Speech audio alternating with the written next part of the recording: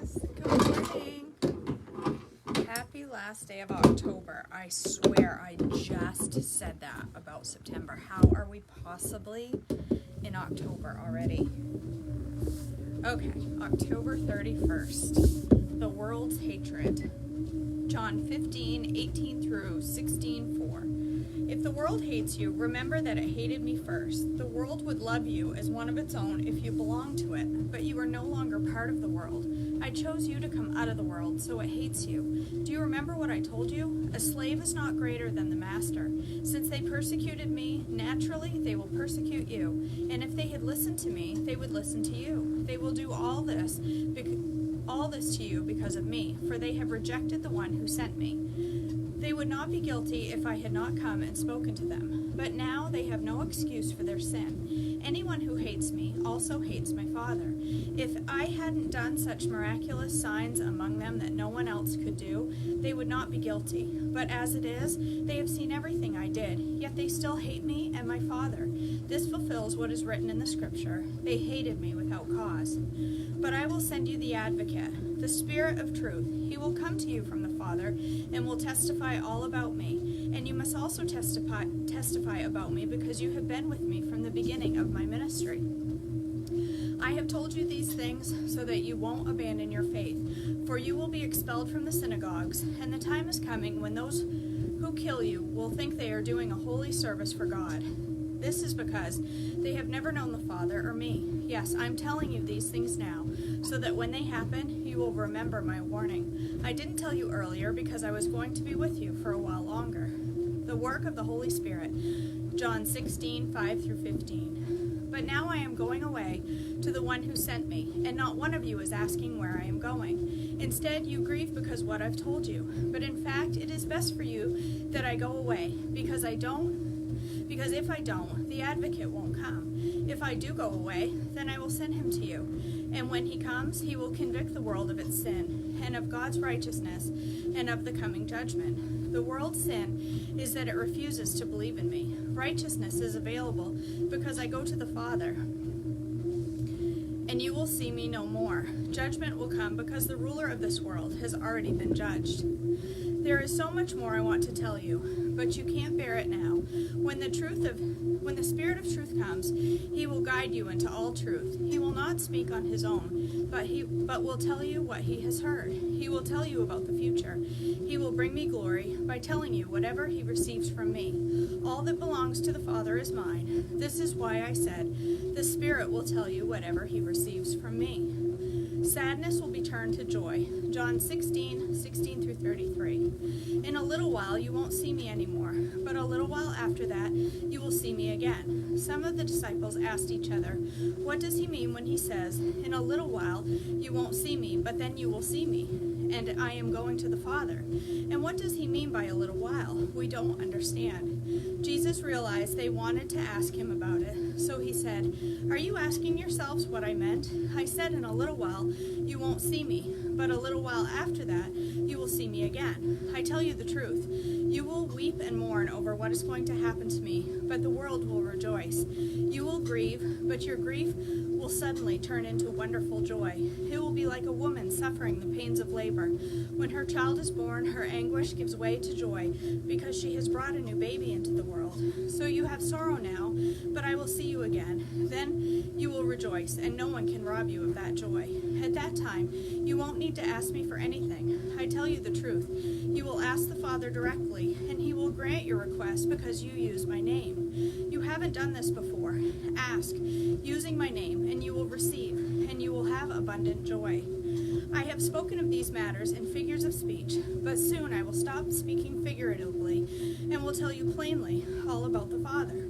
Then you will ask in my name. I'm not saying I will ask the Father on your behalf, for the Father himself loves you dearly because you love me and believe that I came from God. Yes, I came from the Father into this world, and now I will leave the world and return to the Father.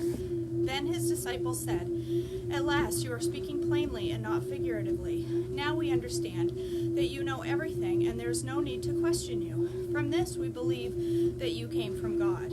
Jesus asked, do you finally believe? But the time is coming, indeed, it's here now, when you will be scattered. Each one is going his own way, leaving me alone. Yet I am not alone, because the Father is with me. I have told you all of this, so that you may have peace in me. Here on earth you will have many trials and sorrows, but take heart, because I have overcome the world. The prayer of Jesus, John 17, 1 through 26.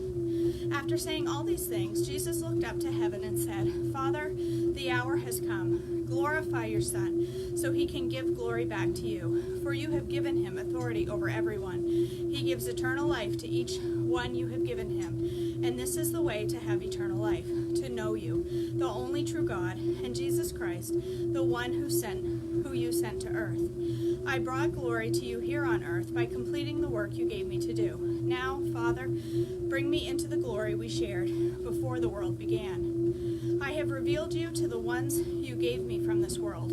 They were always yours. You gave them to me, and they have kept your word. Now they know everything I have is a gift from you, for I have passed on to them the message you gave me. They accepted it and know that I came from you, and they believe you sent me. My prayer is not for the world, but for those you have given me, because they belong to you. All who are mine belong to you, and you have given them to me, so they bring me glory. Now I am departing from the world. They are staying in this world, but I am coming to you. Holy Father, you have given me your name. Now protect them by the power of your name, so that they will be united just as we are. During my time here, I protected them by the power of the name you gave me. I guarded them so that not one was lost, except the one headed for destruction, as the scriptures foretold. Now I am coming to you. I told them many things while I was with them in this world, so they would be filled with my joy. I have given them your world, and the world hates them, because they do not belong to the world, just as I do not belong to the world. I'm not asking you to take them out of the world, but to keep them safe from the evil one. They do not belong to this world any more than I do. Make them holy by your truth. Teach them your word, which is truth. Just as you sent me into the world, I am sending them into the world. And I give myself as a holy sacrifice for them, so they can be made holy by your truth. I am praying not only for these disciples, but also for all who will ever believe in me through their message. I pray that they will all be one, just as you and I are one, as you are in me, Father, and I am in you. And may they be in us, so that the world will believe you sent me. I have given them glory. I have given them the glory you gave me, so they may be as one as we are one. I am in them, and you are in me.